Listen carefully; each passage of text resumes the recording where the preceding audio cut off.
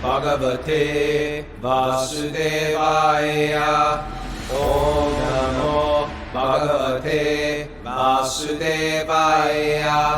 Om Namo Bhagavate Vasudevaya.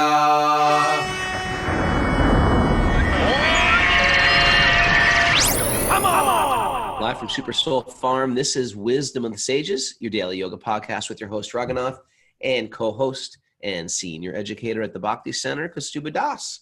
Welcome to our Srimad Bhagavatam show. It is Friday, Kaustubha, and Friday is it's the end of the week. They don't have a special Friday day. We got to make, every day's got to be a special day. But Friday right now, it's open for special days. We can put in something like suggestions. Feel Good Friday, Flashback Friday. We'll figure it out. Yeah. If you're new to this show, welcome. Wisdom of the Sages is a listener-supported podcast. It's a daily study of yoga wisdom literature focusing on the Srimad Bhagavatam. Fantastic for yoga teachers, fans of the culture of yoga, and who want to add spiritual direction and upgrade their life. That's what we're doing. We're working on the upgrade. Been downgrading a long time. It's time to upgrade. Stu is my old buddy. Been doing this for a while. Got some special, and tomorrow's Saturday, it's question day. Get your questions in with Mara. wisdomofthesages108@gmail.com. That's where she accepts all questions. She goes through them meticulously, weeds out the ones she doesn't want to hear, and then puts the ones she wants us to answer on the top of the list. So you can do that. You can go through that very selective process by sending your questions to Mara. And what else? Oh, and then Sunday's interview day. And guess who's going to be interviewed? Paramananda and myself are going to be. That should be a good one. I'm looking forward to that. I want to hear some crazy, wild stories that have incredibly deep meaning. You got crazy, a bunch of crazy, wild monks. Stories from Rocking the road. Stories from the, yeah. I'm looking forward to it too. Maybe we'll get Henry to unmute on that show, because was shelter. I was gonna say he's part of some of your wildest adventures. For sure, Henry. We stayed at his house and recorded a record at his house. Mm-hmm. You recorded a record there? I didn't know that. Well, we rehearsed a record. We wrote a record at his house. It's hard to live in an ashram and write a punk rock record. You could probably imagine. We did have a tiny little studio in the basement, but it was tough. And while we were there, Mother Yamuna was there, so we could tell some Mother Yamuna stories. Yeah. That'd be great to hear. One of our favorite ladies. Now we had our meditation with Sajjananda Maharaj yesterday for the Patreon members. But you know what highlighted that for me, Kaustubha, was there were so many Californians and others there at the meditation that are not usually here. Did you notice that? Well, it's at a time of day that's easier for a lot of people, I suppose. Yeah, or they're just really lazy. Won't wake up early. But it was nice. He led a meditation on the smile of Krishna. Yeah. And that's not just that's actually there in the Bhagavatam. I pulled up the verse today. Bhagavatam smile verse? Yeah, it's Canto 3, text, chapter 28, text 33. Is it smile, God loves you? Is that the one? It's not, no. It's you meditate on God's smile, not your own smile. Okay. But then you smile when you're meditating on us. It says, with devotion steeped in love and affection, the yogi should meditate within the core of his heart upon the laughter or smile of Lord Vishnu. The laughter of Vishnu is so captivating that it can be easily meditated on. When the Supreme Lord is laughing, one can see his small teeth. Did you know that, Raghunath? Krishna has small teeth, which resemble jasmine buds rendered rosy. Is it Vishnu? Wait. Is Vishnu or Krishna? Well, this is Vishnu. This is. I would think Vishnu with bigger teeth and Krishna with the small ones. We're not just talking about little baby. It's not always about being a baby. Okay. All right. This is a full adult form. Which is why I was wondering why his teeth are small. It says small. I don't know. Bhakti Gray posted the verse too, so we can read along. Okay, great. Okay. Once devoting his mind to this, the yogi should no longer desire to see anything else. And this is the commentary. It is recommended that the yogi visualize the laughter of the Lord after studying his smile very carefully. These particular descriptions of meditation on the smile, laughter, face, lips, and teeth all indicate conclusively. What do you think it indicates conclusively, Raghunath? What? Huh? What? No, What were you reading that big now that you got your big print on the chat board? He says these particular descriptions of meditation on the smile, laughter, face, lips, and teeth all indicate conclusively that God is not sad. That's true Happy. too. He's happy. I want a smiling, laughing God. I don't I don't want a mean depressed God. I've always thought God was mean. Yeah, it's not like You ever that. hear that one? God will punish you. I don't know where that came from. God punishes. God comes from many of the religious literatures out there. Right, it does. From a ferocious God. But what Prabhupada says is it indicates conclusively that God is not impersonal. Yeah. It is described here in that one should meditate on the laughter or smiling of Vishnu. There is no other activity that can completely cleanse the heart of a devotee. Interesting, huh? The exceptional beauty of the laughter of Lord Vishnu is that when he smiles, his small teeth, which resemble the buds of jasmine flowers, have once become reddish, reflecting his rosy lips.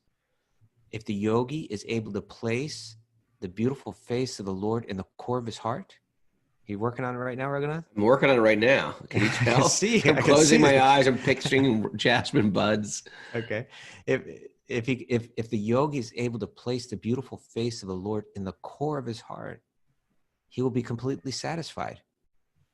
In other words, when one is absorbed in seeing the beauty of the Lord within himself, the material attraction can no longer disturb him. That's our way of detachment, right? It's the beauty of the Lord. You take it, you take in the higher and you let go of the lower. Amazing, isn't it? So anyway, we meditated on the smile of the Lord in that meditation. How did you do with that, Raghu? Well, two things. One is it was really the way he sort of like changed his voice at a certain point. It just sort of like put me in a little bit of a trance. Truthfully. It got very and then my slow. spiritual trance turned a little to I might be asleep. I can't tell if I'm in trance or sleeping. I don't do good with silent meditation.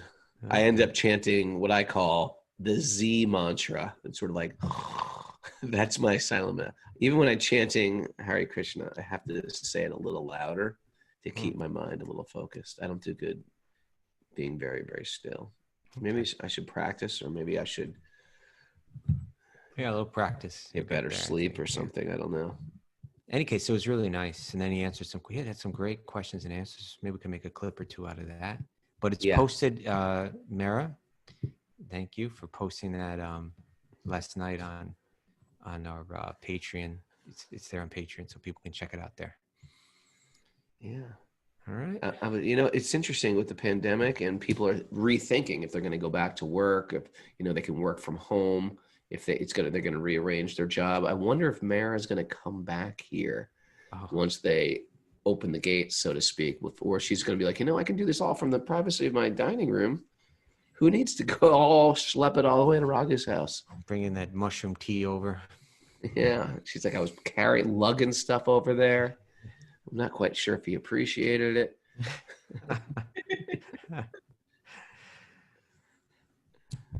Okay. We'll see. She did promise when she bought her new house. She said, I promise. She made a personal vow to the smiling face of Lord Vishnu that she was going to do it, even though it was farther away. There's no doubt that she will. Let's see if she keeps that vow. Mara keeps her vows. All righty. Shall we, sir? Let us. Srimad Bhagavatam. Narayanam namaskritya naram chaiva narotamam devim saraswatim vyasam tato jayamudiraye. Before reciting the Srimad Bhagavatam, which is the very means of conquest, one should offer respectful obeisances to the personality of Godhead Narayan, unto Narayan Rishi, the supermost human being, unto Mother Saraswati, the goddess of learning, and to Srila Vyasadeva, the author. Nasta prayesh vabhadreshu nityam bhagavat sevaya bhagavati uttama shloke bhaktir bhavati naishtiki. By regular attendance in class in the Bhagavatam and by rendering service to the pure devotee, all that is troublesome to the heart is almost completely destroyed. And loving service to the personality of Godhead, who is praised with transcendental songs, is established as an irrevocable fact. Om Gyana Tamarandasya Gyananjana Salakya Chaksurum Midatam Nena Tasmai Shri Gurave Namaha. All right, so we are reading from the Srimad Bhagavatam, Canto 1, chapter 12. You know what? For some reason, it shut down my whole thing. Why me? Why me? We are reading from Canto 1, chapter 12, Chapter text 12. number 13, which is describing the astrological reading of the chart of the newly born sweet baby The Perkin. newly 8 pounds. 6 I wonder if it ounce. says anywhere in the weight of baby Krishna. I don't think it's mentioned there. But let's say he was 8 pounds, 6 ounce. Okay. I bet he was bigger than that. He was like a big chachi and all that. He's probably like a 10 pounder or something like that. At least. And All right. so in any case, Daumya, the priest of the Pandavas, he's read the chart. Yudhishthira is concerned, to tell me, can you tell me anything about him, what his life will be like? And he's being assured that he's going to be a very worthy, he will carry on the dynasty very well, which for Yudhishthira is a relief. He's thinking, oh, then I can retire and I can just fully take up my spiritual life. I can go up to the Himalayas and meditate on the Lord. This astrologer, having the astrologer, a huge part of the culture. Oh, here we go. I'm just saying that. That's all I'm saying. It was a huge part of the culture. Right there. Yeah, Child is born, you have an astrologer there. It was an important part of the culture. Yeah. Okay. So you read text 13? Yeah. King Yudhishthira was very satisfied with the birth of Maharaj Parikshit. King Yudhishthira, who was very satisfied with the birth of Maharaj Parikshit, had the purificatory process of birth performed. Learned Brahmins, headed by Daumya and Kripa, recited auspicious hymns. Yeah. So they had the rites of passage, just like every culture has, right? Right. Birth ceremonies, baptism-ish, coming of age stuff, baptism kind of things, bar mitzvah, marriage, death ceremonies, funerals. But all of those, they were. I think in all cultures they're meant to impress upon us important ideas, right? But often they get lost, isn't it true? Yeah, they become. Rote. Take the meaning out of the ritual. They become rote, perhaps. Perfunctory. How about that? Perfunctory. Yeah. They become the ritual itself, but we forget the meaning behind it. And in this culture, they were called samskaras. The word for them is samskaras, for these different rites. Samskaras, which is interesting because the word samskar literally means mental, like an impression in the mind. And so if you're going to perform one of these ceremonies or attend one of these ceremonies, just like we might say, let's attend a wedding ceremony. In their language, they would be saying, let's attend the wedding mental impression, in a sense, So you really go into it understanding that you're meant to gain something through it, that your mind is meant to be moved, purified. I always wondered, what do you think about this? Because they have these samskaras like the birth ceremony, the first grain ceremony, the hair cutting ceremony. So my question is it for the kid or for the people watching? Because the kid is a little kid eating that first grain. Yeah. You think it's for the kid or you think it's for the people watching? It's for both. It's for both. Like I'll give you an example, okay? And I'll use a Western example. And you take the Western marriage ceremony. Right. Yeah. And so, there are common elements to it that are there. There's one superstition, at least one superstition about in the Western ceremony. Do you know what that, can you think of what that is? Superstition? Yeah. Whoever is something about catching the garter. Why do you have to go right to the garter, Raghu? Where's your mind? I'm just thinking of superstitious things. I think there was something about that. Right. Well, is there other superstitious things? Yeah. I think the most famous superstition, Mara, what Catching the bouquet. what would you say? But I thought you were going to say that the groom and the bride aren't supposed to see each other before the ceremony. Thank you, Mara. You see? Oh, catching the garter. I think particularly the groom is not meant to see the bride. Right. And so then someone may question, why is that? You know, and they say it's bad luck. But I think, you know, it's common that in cultures, you know, they'll say something is bad luck because they want to get you to follow it, right? Like, if you don't follow this, it's going to be bad luck. So then the question is, why should the groom not see the bride until the moment of the wedding? And this is just my own speculation, okay? Sure. But I think there's some logic to it, and that would be that what's going on with the bride on the day of the wedding ceremony, Raghunath? Oh, God. What's she doing? She's nervous. She's getting dressed. She's getting dressed, but how is she getting dressed?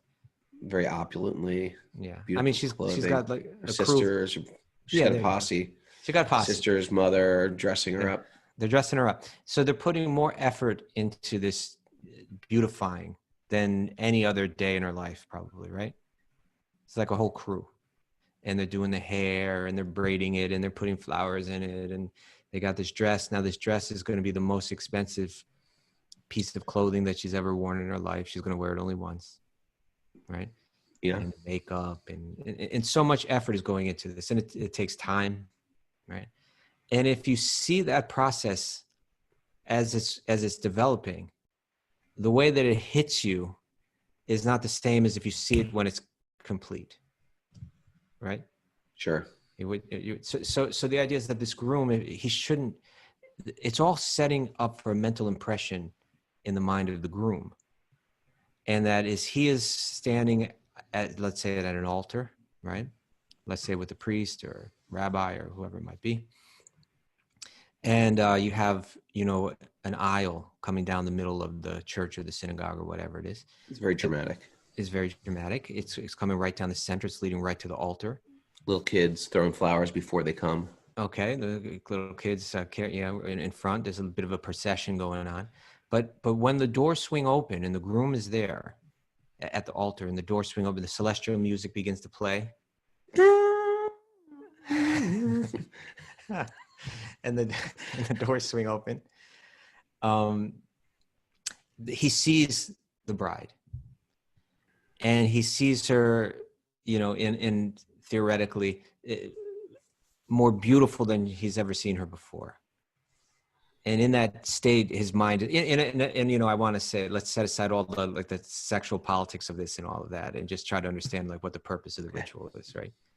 But that he sees her as very beautiful, very precious. And who is she standing with, Raghunath? Her father. Okay. Right. And so, yeah. Her, right. I'm such on the hot seat today. I've like been to 2 weddings my whole life. So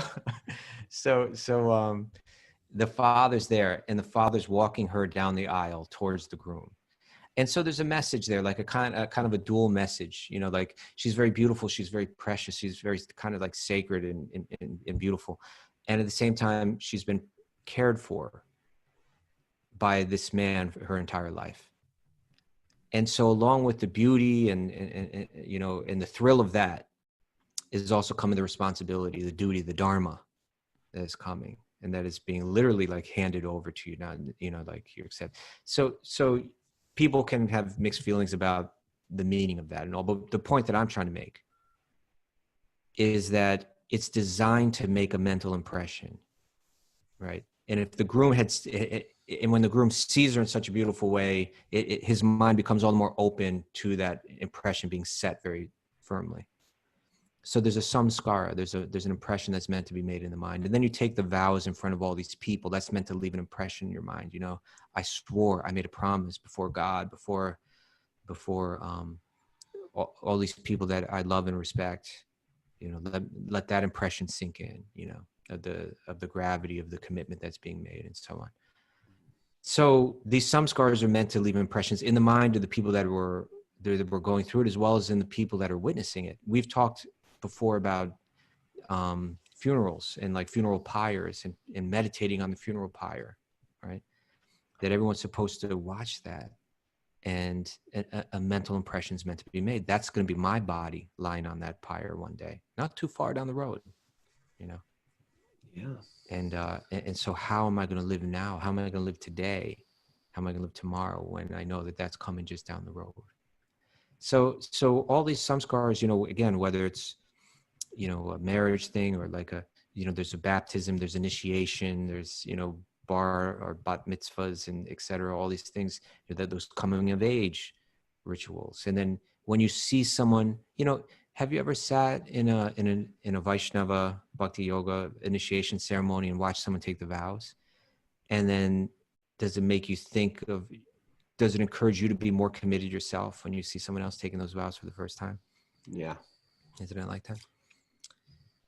So in any case, you know, you were mentioning astrology was a big part, but these samskaras are a big part of civilization, you know, but all designed to elevate our consciousness, to get us focused on what's real, what's true, what's important, what's spiritual.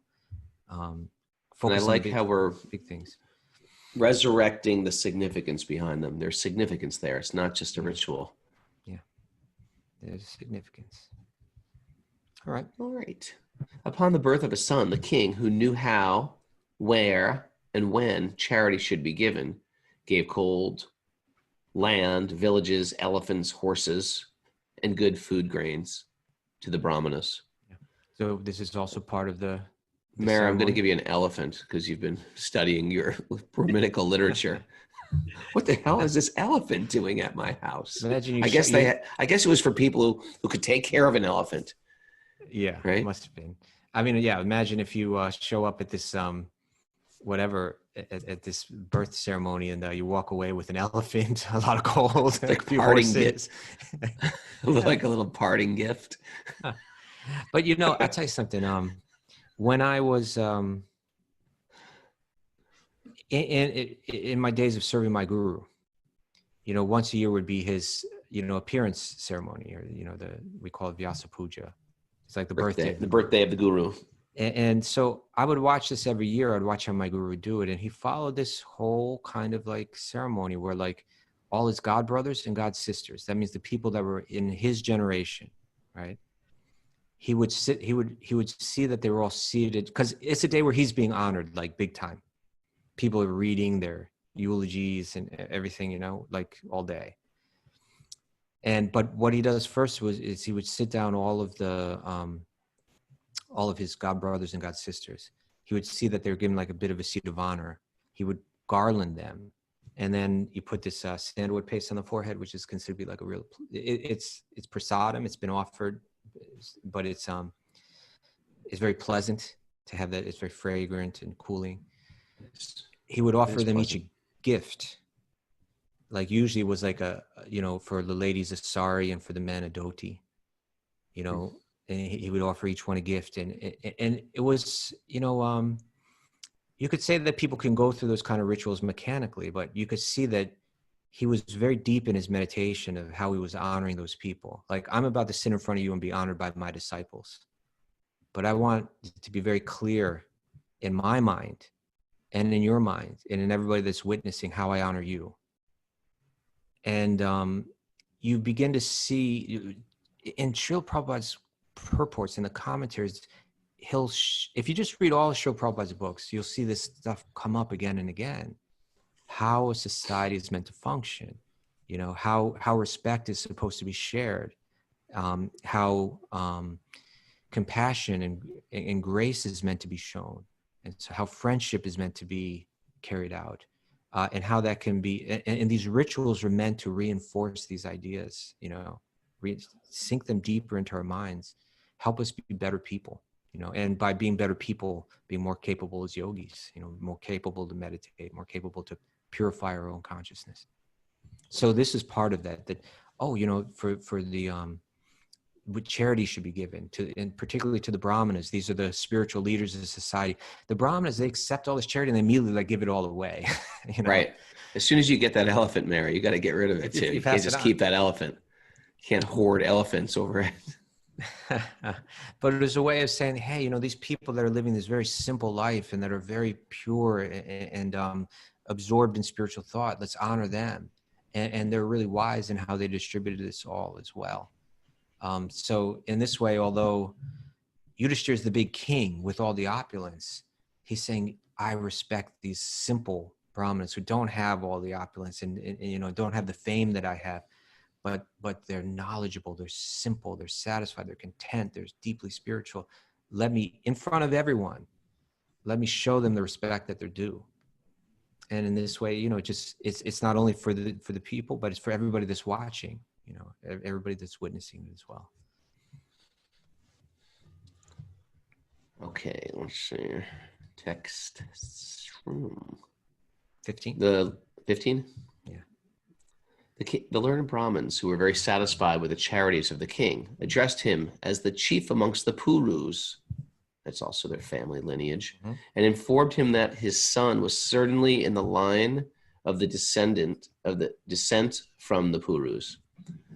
The Brahmana said, this spotless son has been restored by the all-powerful and all-pervasive Lord Vishnu, the personality of Godhead, in order to oblige you. He was saved when he was doomed to be destroyed by an irresistible supernatural weapon. Yeah. So we read about that earlier. Yeah. For this reason, the child will be well known in the world as one who is protected by the personality of Godhead. O most fortunate one, there is no doubt that this child will become a first-class devotee and will be qualified with all good qualities. Yeah. So the word used here is Mahabhagavato. He's going to be a Mahabhagavat. Like we said in the invocation that there's the book Bhagavat and the person Bhagavat, right? There's the book Srimad Bhagavatam, which is the book that is like the glories of the beauty and the opulence and the wonder and the mercy of Bhagavan, of Krishna. And then there's the Bhagavat, the person Bhagavat, the person that embodies all of that. And he's a Mahabhagavat. He's like a super great Bhagavat. Why don't we read the commentary to this? Of 17 or 18? 17. 17, okay. The Lord gives protection to all living beings because he is their supreme leader. The Vedic hymns confirm that the Lord is the supreme person amongst all personalities. The difference between the two living beings is that one, the personality of Godhead, provides for all living beings, and by knowing him, one can achieve eternal peace. There's a Kata Upanishad quote. It's the one that I always hit you with. You always hit me but with I'm not this. going to ask you. I've been hot seated all day. I know. I don't mean to. Your whole wedding thing was like, let's stump Raghu on American weddings. I don't know about weddings. Okay, I'll never ask you about weddings again. I promise. But I'm going to ask you about this verse again and again. I don't like weddings. I don't like funerals. What else don't I don't like bar mitzvahs. I've never been one of those. I don't like baptisms. All the samskaras, I don't. Huh? Why not? What's the problem? I just don't like it. I don't know. There's something. Maybe I'm just a narcissist and they're not about me. I'll go to my own funeral. I'll go to my own wedding. Maybe that's it. But you tend to. I see you come alive in the Vaishnava samskaras, don't you? Not the weddings. You know what I like? The best one out of all the Krishna samskaras that we do is. Well, those are pretty good too. The initiation, because you get a name and everybody cheers. Mm-hmm. I like the one where the baby has to crawl. Oh, yeah. This one where they put a Bhagavad Gita, like a holy book, or like the Bhagavatam. Bhagavatam, yeah. Then they put some money. Yeah. And they see which one the baby's going to crawl towards. It's such a good one. It's like a mouse in a maze, you know, get the cheese. It's like, get the Bhagavatam, get the Bhagavatam. But usually the parents, they're doing something over there by the Bhagavatam too to kind of get his attention. Yeah, the parents are like waving, here, this way. That's your favorite one? I think that's one of the best ones we got going for rituals. Okay. Okay, we'll bring you to those. We'll make sure you're invited. If anyone's doing some that, some parents like to add other things. You know, like okay, maybe he'll be not a Brahmin, and not a Vaishya. Maybe he'll be and they'll have something like a warrior, and they'll leave like boxing gloves or like a sword or something. Grab the sword, grab the sword. I just made up boxing gloves, but I've seen that also. Okay. But in any case, this verse is a very famous verse from the Upanishads. Nityo nityanam, chaitanas chaitananam, eko bahunam yo vidadati kama. That amongst the many eternals, there's one eternal. And amongst the many conscious living beings, there's one special conscious living being. That's Krishna. He's the one that protected Maharaj Pariksit in the womb. And he's the one that protects us all. Such protection. Such protection. I was thinking, I got a video of my baby going for the Bhagavatam. Tarun? We did, yeah, at the Bhakti immersion. At the Bhakti immersion. It was great. I was there. Remember that? Yeah. When he went right for the Bhagavatam, he went through full force speeding there. Put his hands right on it. What did you do? How did you get him over there? I covered the whole thing in honey. Okay. No. He gives him. Such protection is given by. That might have been an offense. Covering the Bhagavatam with honey. That's bad. I take that back. Forgive me. Such protect. Don't you hate when you say something offensive and you realize that was offensive? How do I undo that? What can I do? Is there a ritual to undo the offense? What is this one? I don't know anything about it. Maybe do we have a where's Aditi? We haven't heard from Aditi in a long time. Where's Aditi Aditi? Can you unmute her for a second? We need Aditi. Is she here? I've always wondered about that. That thing. I've seen it in South India a lot. Aditi's from the north. She's from these Aditi here? southern rituals. Aditi, we're gonna get you. Anyway, they grab their ears like this and stick out their tongue. Means something. Here's Aditi. Hey, Aditi, you're unmuted. Are you there? Can you hear us? No. Oh God. Now she's Aditi, muted. come on. I'm You're our asking go-to. her. I can. There we go. Oh, Hey, Aditi, what does this mean? When you cross your arms and grab your earlobes and go up and down. I'm sorry. It means I'm sorry. I'm Does sorry. it mean I'm sorry? So maybe it was appropriate to do when you said that, Raghunath. Oh, I mean, I've done that as a kid all the time. Really? I see people do it in temples. Oh, you know, if you say a criticizing thing, it means apologies. Aravind says it means apologies. Okay, you're right. All right. And so if you go in a temple and someone does that in temple, they're kind of like apologizing?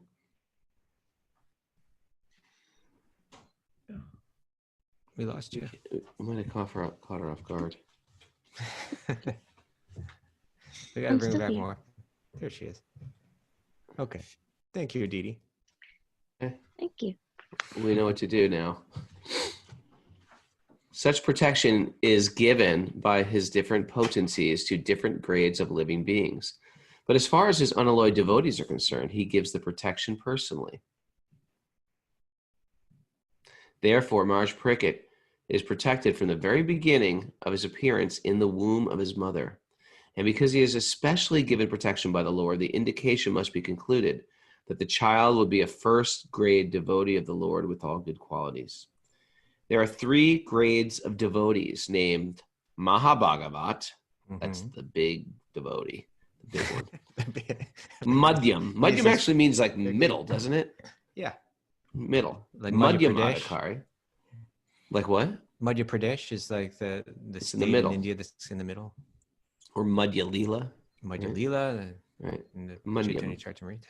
All right, Mahabhagavat, Madhyam Adhikari, and Kanishta Adhikari. This could be a good question for trivia, not so Okay. trivia Tuesday. Write that down.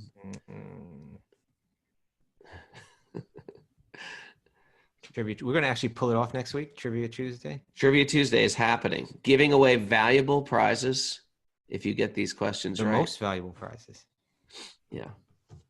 And Kanishta Adhikari. Those who go to the temples of the Lord and offer their worshipful respect to the deity without sufficient knowledge in theological science, and therefore without any respect for the devotees of the Lord. Hold it. You skipped important information, I think, Raghunath. No, I didn't. I think you did. You're going to go through it. Oh, no. You do Oh, this to I'm me. sorry. I skipped over. You do this to me a lot. It's okay. Just do one of these. I'm All is forgiven with the magic Please. mudra. I'm doing it. What's up with Kaustubha today? He's just walking around. Okay, I'm sorry. Please go. So those who go to the temples of the Lord, this is an interesting point. Okay. They go to the temple of the Lord, offer respect to the deity without sufficient knowledge in theological science, and therefore without any respect for the devotees of the Lord, are called materialistic or kanishta adhikaris, or third grade devotees. Right. Secondly, the devotees who have developed a mentality of genuine service to the Lord and who thus make friendships only with similar devotees, show favor to the neophytes, and avoid the atheists, they're called the second grade devotees. Okay. But those who see everything in the Lord or everything of the Lord, and also see in everything an eternal relation of the Lord, so that there is nothing within their purview of sight except the Lord, they are called Mahabhagavats. Let's read that First again, please. grade devotees. But all right, I'm going to read it again. But those who see everything in the Lord or everything of the Lord, and also see in everything an eternal relationship of the Lord, so that there is nothing within their purview of sight except the Lord, are called Mahabhagavats, or first grade devotees of the Lord. Such first grade devotees of the Lord are perfect in all respects. A devotee who may be in any of these categories is automatically qualified by all good qualities, and thus a Mahabhagavat devotee, like Maharaj Pariksit, is certainly perfect in all respects. I think we have to stop and just examine what we just said. Yes. This is powerful. So going to the temple, visiting temple, seeing the deities, getting your outfit on, whatever that is, it can just mean you see God there, but you're not seeing God in all the other. That's why people can have this thing where, like, I'm going to the temple, I'm going to church, but treat other people very poorly. Like, they have some belief there is a higher source, there is a higher power, but they resent other people. They have a lot of enemies and friends. They have different camps of people and categories in their mind. So this is the lowest rung of people practicing spirituality. And we have to move out of that, or else we just have connection with God on an altar, but we're forgetting that God is everywhere else. It's crucial. This is, there's, nowadays people talk a lot about the distinction between religion and spirituality. Right. So, and if we want to use that construct, it can be helpful, I think. I mean, it's just a question. In one sense, it's a question of semantics, but in another sense, okay, let's go ahead and use that to try to help understand things more clearly. Right. So if by religion we mean, I have accepted, a certain faith, and I am following the externals of that faith. So I go to church every Sunday, let's say, right? But it doesn't mean that I've developed any kind of spiritual vision, which is really where the religion is meant to take you, right? It's really meant to take you to where you see the world and you see people in a new way, in a way that's based on truth, not based on illusion, and that ultimately culminates in compassion and love. And so if I walk into a temple and I see the form of, just like right behind Krishna, those who are watching the video can see, there's a form of Lord Krishna there. And, as a devotee of Lord Krishna, I say, oh, that's Krishna. He's standing that way. He's playing the flute. That's God. I accept that Krishna is God.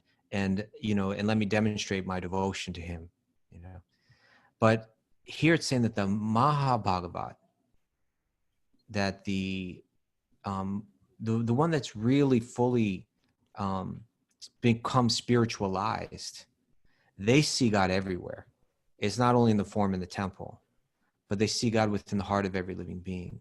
And as we were discussing a couple of days ago, I think it was like they see God within every atom and everywhere. Like wherever I look, I'm seeing, I don't see anything disconnected from God.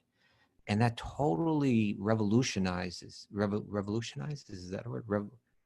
It creates a revolution in one's behavior and one's consciousness, the way that I treat people. So here's being judged like who's the most spiritual, it has to do with how you see the world and how you treat people, not based on your religious demonstrations, but really how you see and how you treat people is what it's being based on. And if you're demonstrating all this religiosity, but you really can't see deeper into the heart, you're quick to make friends and enemies, and you can't recognize the spiritual nature of God within every living being, then really you're just the Kanishta, you're just the neophyte devotee, and you can't go deep into meditation or spirituality. It's nice to really see the map of this. Yeah.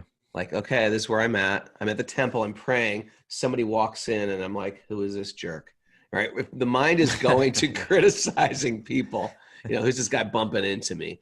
If my mind is going into like friends and enemies and cool and uncool and stuff like that, and we're still on that platform, and my pride and my ego, and I can't forgive people, and I'm angry at this person, and this person's always a jerk to me, and why does this happen to me? Then I'm going to hit that ceiling, and I have to push through that ceiling to get to the next stage. And what does it say about the next grade? Madhyam? Yeah. I just want to see those symptoms of Madhyam again. Secondly, the devotees who have developed a mentality of genuine service. So they actually want to see their life as like, this is my service. This is my service. They make friendships with other similar devotees who are also engaged. They show favor to the neophytes. So someone's new. This is a very common thing in material culture, is like, someone's new. I'm going to rule over them. I'm their boss, and I have certain liberties to take with these people who are working for me, and I'm just going to rake them through the coals. When we have people who are, quote, under us, they're subordinate to us in the workplace or in a social circumstance, we're kind to them. That's another sign of a madhyama. So a lot of this has to do with taking God off the altar and then starting to see God in every being and every circumstance. Show favor to neophytes, and they avoid people who are atheists or are called the second grade. So they avoid atheists. Meaning that people that are antagonistic about their faith is okay. I don't need to confront you or get angry with you or whatever. Let me focus my energy where it'll be most productive. Right. If people don't want to hear, I have this thing. If people don't want to hear, I seem to speak a lot, right? But I don't. I only really tell people about Krishna or spiritual things if they want to know. Like, there's a forum that we do it, so I talk. But like, if you were just to meet me, I don't say it. I'm not like a preacher. What are you, Raghunath? You're just a lover. I'm not a preacher. I'm a lover. People want to know about it. I tell them, and if people are really against it, there's sometimes people are really against it, but they want to know. And sometimes, you know what I mean? It's almost like they're trying to dance with you. They want to be like defeated or something. But sometimes people are just nasty, and you just want to avoid them. Yeah. Or they're fixed in their own spiritual practice, and they're trying to be antagonistic. And I don't get into it with them, unless it's sort of like a public forum where they're sort of being like dismissive and rude. Then I'll have to stick up. Then you go into debate mode, Raghu? Then I go into click on Raghu debate mode. But for the most part, I just don't say anything if people aren't interested. But there are books written by great teachers in the Bhakti tradition that speak about these three different levels. And they also reveal there that there are different levels of meditation on the names of God. There's like the lower level of meditation, the mid-level meditation, and the higher level meditation. And as you progress through these stages, your meditation becomes deeper. All right. On that Kanishta level, what realization do you have about God being present as that name? It's not very deep. But when you come to that Madhyama level, when you come to the level where you're really trying, then the power of that name really begins to open up in ways, what to speak of on the Mahabhagavat level.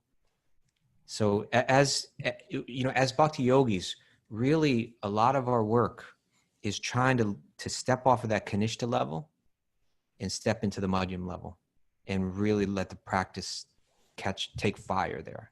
You know? And that's going to mean that we have to be very careful about how we're dealing with people. We have to, you know, really I search our wonder if heart. I'm kanista or madhyam. You ever You think are- like that? Like, have I made it up the rung of the ladder yet? No, you're. I want to be a flirting with- Mahabhagavat when I grow up. You're- That's what I want to be when I get big. You're flirting with Mahabhagavat as far as I can see, Raghunath. Alrighty. Next. Did we finish that? We didn't finish the commentary. We could read Okay. the rest. The family in which the Mahabhagavat takes his birth. This is interesting. Mhm. Family in which the Mahabhagavat takes his birth is fortunate because due to the birth of a first grade devotee, the members of the family, past, present, and future, up to 100 generations. I didn't know that. 100 generations. I know. You usually hear like I 7. thought it was 7 14. generations. Yeah. Yeah. Up to. Up to 100, oh, maybe up to 100 generations, become liberated by the grace of the Lord out of respect for his beloved devotee. Therefore, the highest benefits is done to one's family simply by becoming an unalloyed devotee of the Lord. And immediately my mind goes, I was 101. I missed it by 1 generation. I thought you were going to say your mind goes to like walking up to your mother and saying, "You're welcome." My mom might have been the Mahabhagavat. Huh. You're welcome. Yeah, amazing, huh? Yeah. I wonder if you ever wonder if you had a Mahabhagavat in your family lineage, and maybe that's why you're into bhakti now. Could have been. 40 generations ago, great grandfather of Kaustubha left Italy, took a boat, went around Greece, stopped off in South India, met right? Who knows? Possible. I don't know. Anything's possible. Interesting stuff. Shall we read text 18? Yeah. The good King Yudhisthira inquired, "O great souls, will he become as saintly a king, as pious in his very name, and as famous and glorified in his achievements as others who appeared in this great royal family?" So he was taking birth in a very, very illustrious family. Purport. The forefathers of King Yudhisthira were all great saintly kings, pious and glorified by their great achievements. They were all saints on the royal throne. And therefore, all the members of the state were happy, pious, well-behaved, prosperous, and spiritually enlightened. Whenever there's good leadership, people are happy, isn't it? Not You just know like political, but like what's also interesting is there's something about like your ancestors, if you knew, like, imagine if you knew, and you hear this a lot in India, but yeah, my grandfather was a great devotee of Krishna, or my great grandfather was an incredible devotee. This is still something there. It affects you. What they did, your family lineage affects you. I mean, we get that now, epigenetics, or just or if your father was a criminal, if your father was an alcoholic, if your father was, that's definitely affecting us. But it's been affecting us for generations. What to speak of generations of great souls. The forefathers of King Yudhisthira were all great saintly kings. And therefore, you don't want to let them down. You have some like obligation. It's healthy. It's healthy. It can be. Or it can be like, yeah. Or they can just Hopefully rule over me with these horrible expectations. Let me live my life. Yeah, but if it's done right, it's very healthy. You have people in your life that you really respect, and you feel like I have to live up to their expectations. It can be a very powerful source of inspiration. Yeah. They were all saints on the royal throne, and therefore all the members of the state were happy, pious, well-behaved, prosperous, and spiritually enlightened. Under strict guidance of the great souls and spiritual injunctions, such great saintly kings were trained up, and as a result of the kingdom was full of saintly persons, and was happy, and was a happy land of spiritual life. It happens when you have a spiritual leader. Maharaj Yudhisthira was himself a replica of his ancestors, and he desired that the next king after him become exactly like his great forefathers. He was happy to learn from the learned Brahmanas that by astrological calculations, the child would be born a first-grade devotee of the Lord. And more confidentially, he wanted to know whether the child was going to follow in the footsteps of his great forefathers. That is the way of monarchical state. Monarchical. You know that word, Mara? The reigning king should be pious, chivalrous, devotee of the Lord, and fear personified for the upstarts. Does that mean the angelic upstarts? Is that what you think of? Fear personified for the Your mind angelic goes right upstarts. to- What did they do wrong? Yeah, you're gonna be an upstart. He must also leave an heir apparent, equally qualified to rule over the innocent citizens. In the modern setup of the democratic states, this is going to get good. Prabhupada's going to criticize democracy. In the modern setup of the democratic states, the people themselves are fallen to the qualities of Sudras or less, and the government is run by their representative, who is ignorant of the spiritual mode of administrative education. You know, it's a fact that, like, in a sense, basically Prabhupada is going to be saying, like, he's going to give a very negative portrayal of democracy. We're not going to make this political, but the idea is when people are uncultured, low class, and degraded, who cares about their vote? Yeah, and basically, what as we read this commentary, we'll find that it's quite accurately portrays exactly the world that we're living in right now. At least in my opinion, it does. Let's see. Okay. Such administrators, okay. Thus, the whole atmosphere is surcharged with Sudra qualities, like low-class qualities, manifested by lust and avarice. Yep. Such administrators quarrel every day amongst themselves. The cabinet of ministers changes often due to a party and group selfishness. Yep. Check. Check. Everyone wants to exploit the state resources till he dies. Check. Check. No one retires from political life unless he is forced to. Check. Check. How can such low-grade men do good to the people? The result is corruption. Check. Intrigue. Check. Hypocrisy. Check. They should learn from the Srimad Bhagavatam how ideal the administrators must be before they can be given charge of different posts. Yeah.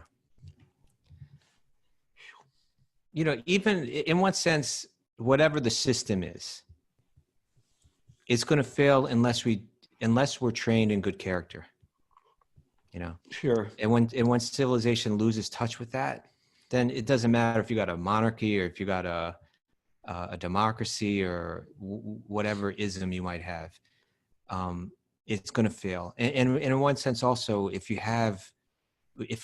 within society, there's there's been ingrained in that society, strong, clear ideas of character, of spirituality, and if there are people and leaders in society, on the local level, on the national level, on the global level, that are embodying that and showing the example, then almost any of these, whether it's democracy or they'll work. It's we got to change our character, and that's really why there needs to be the spiritual revolution. That's what we're working on here: spiritual revolution in the hearts of people. Mm-hmm. Yeah, it's like, and as far as leadership, and if you're a leader, character is the highest thing. Even despite any political choices you might make in your company or in the workplace or what the president does, it's the character that sort of sets the tone of the culture, isn't it? Yeah. Yeah. Yeah. Yeah. Mm-hmm. All right. What are we on? We're done. Oh, We're done, Raghu. We done? Mm-hmm. All right. Anything you have to announce for question day tomorrow? No, we have a question day tomorrow. We're at 8 a.m. We have to announce that. Sleep-in Saturday. We just had sleep in Tuesday. Yeah, and we got sleep-in Saturday and sleep-in Sunday coming up. When are you doing? Are you got any sweet baby Krishnas coming up? Next We'll week. work on it. Okay, next week. Well, Meanwhile, thanks we got everybody for Parmananda joining coming us. on. What's that? We have Oh, Parmananda yeah. coming on. Parmananda's coming on. Thanks everybody for joining us today on a Friday. It's a Friday, you know, you have the right to sort of like chill out a little bit, but you didn't. You came here, you showed up for the Bhagavatam, you're hearing truth on a regular basis, truthful things, sort of sticks in the mind, directs the mind. Thank you for joining us. The community makes us stronger, isn't it? How about the big, you can break a twig, but it's hard to break 100 twigs. So that's why a community gives accountability. And so if you're listening for the first time, we do this every day. Welcome. If you want to binge watch something, binge listen to these videos. To these podcasts. If you're working on the lawn, if you're mowing the lawn, if you're on a tractor today, throw your headphones on, drink up the Srimad Bhagavatam, and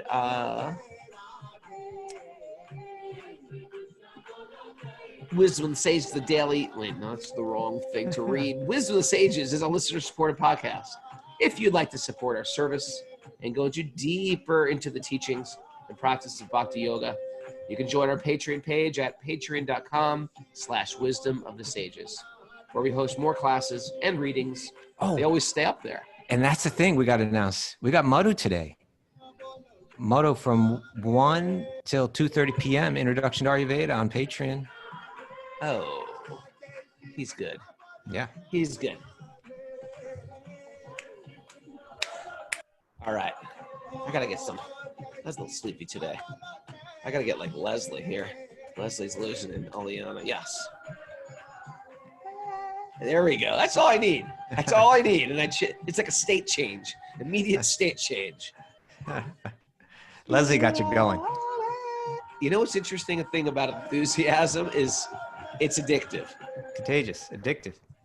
Like, look at Mara. She's she's just like, I'm not going to do it. I'm not going to do it. I'm just going to stay and watch. No, you're going to do it, Mara. Come on. Just a ruckus going on.